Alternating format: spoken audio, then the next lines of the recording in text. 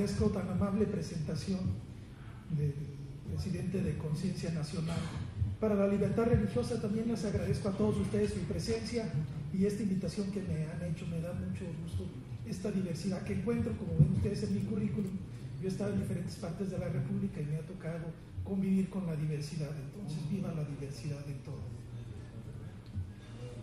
Para contextualizar sobre lo que yo voy a exponer sobre los casos, algunos casos que ha tenido el Poder Judicial de la Federación en esta materia, que realmente no han sido muchos, no se ha promovido tanto como se esperaría. Debo mencionar que el concepto de libertad religiosa que utilizamos en la actualidad es relativamente nuevo. El Imperio Romano reconoció a sus ciudadanos hasta aproximadamente el año 300 después de Cristo un margen de libertad religiosa, pero como ustedes saben, llegó el cristianismo y ya nada más se emitió una sola religión, ¿verdad? Las iglesias durante el periodo de Constantino. Las principales iglesias cristianas de Occidente adoptaron una actitud fuertemente hostil hacia las creencias que se apartaban del credo oficial.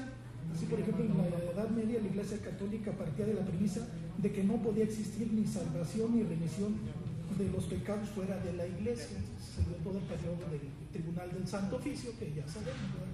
Que no se puede juzgar ahora con estos motivos, eran otras épocas. Entonces, creo que sería un error juzgar con los ojos de ahora lo que sucedió en el pasado, pero sirvan esas experiencias como un ejemplo de que hemos aprendido, de que hemos aceptado la diversidad. En Estados Unidos de América fue el primer país en donde se consagró el concepto moderno de libertad religiosa. En México ocurría una cosa muy distinta en nuestro país. Como saben ustedes, fuimos conquistados por España, entonces nada más conocimos una sola religión que tuvimos durante 3 siglos, durante 300 años. Posteriormente, en nuestra Constitución de 1824 se señalaba que únicamente se aceptaba la religión católica y no existía ninguna más.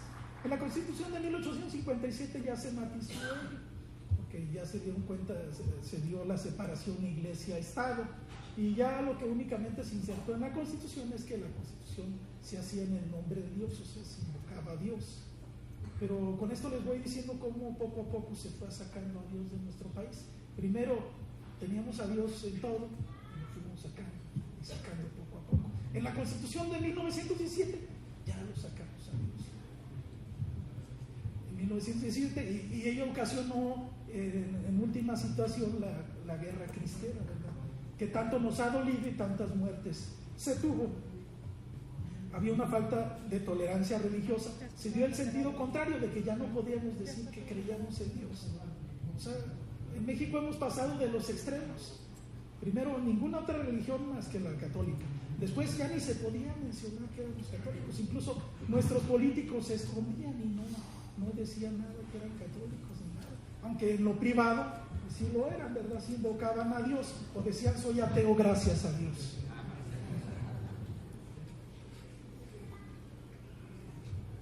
La libertad religiosa, antes que una afirmación aislada y especial, resulta de una combinación de otras libertades y derechos, tales como asociación, privacidad, expresión, etc.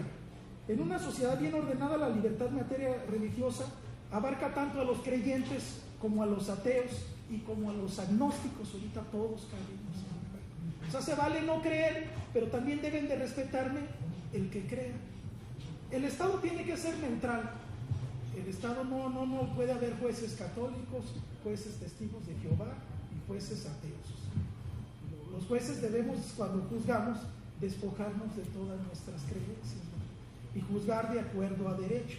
Estos son los casos que se han tenido. Aquí pues también se han visto en contraposición derechos. Por ejemplo, tenemos casos emblemáticos de aquellos asuntos en los que niños van al hospital y requieren realizarles una transfusión de sangre, y existen ciertas religiones que no admiten las transfusiones de sangre. Entonces allí nos encontramos ante un dilema: ¿debemos de dejar que el niño muera? Porque los padres dicen, es que es nuestra libertad religiosa y nuestra religión no nos admite que se realice ninguna transfusión de sangre. Ahí el Estado, lo que ha resuelto, la Suprema Corte de Justicia de la Nación, lo que ha resuelto es que está el interés superior del menor, y el interés superior del menor, no importa lo que digan los padres y su credo, hay que salvar al niño, porque el principal derecho humano que tiene toda persona es el derecho a la vida. Si no se tiene ese derecho, ya los más derechos no existen. Entonces hay que preservar ese derecho humano a la vida, y el niño cuando sea adulto decidirá. Incluso muchas situaciones han cambiado en la iglesia. Antes se les confirmaba a los niños desde muy pequeños, ahora la confirmación ya es que el niño debe de saber ya cuál es su religión, para él elegir qué religión es la que mejor le convenga a sus creencias. Entonces es muy importante las creencias y la libertad religiosa, porque eso va con nuestro estilo de proyecto de vida que queremos realizar cada quien. O sea, nadie se nos debe imponer ningún proyecto de vida. Ya ni incluso se les obligaba a los niños a adoptar cierta religión, pero ellos cuando adquieren su mayoría de edad, ellos ya se pueden apartar de la religión o no tener ninguna religión. Hay personas que no creen. Aquí tampoco las autoridades o los juzgadores debemos prejuzgar sobre qué es mejor, la fe o la ciencia, porque muchas religiones dicen, no, yo voy a curar a mi hijo a través de la oración. El juzgador no puede decir, no, es que se le va a curar a través de la ciencia, porque no se sabe qué es mejor, o no puede tomar partido. Claro, el juzgador debe resolver de acuerdo a los adelantos de la ciencia.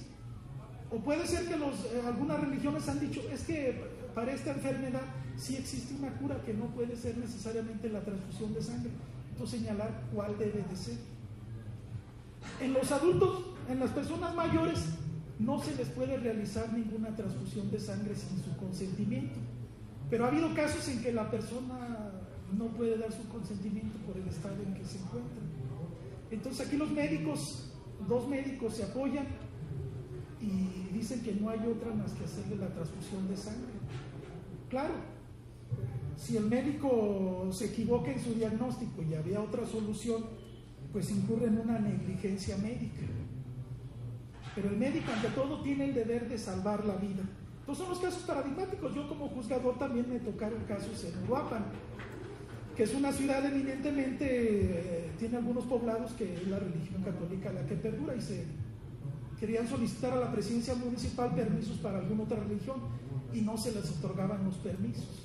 La presidencia municipal no lo otorgaba. Entonces cuando se les requería su informe justificado, los que ellos aducían es, no puedo autorizar otra religión porque van a linchar a las personas. Nosotros lo que decimos, pero es que eso no es una cuestión jurídica.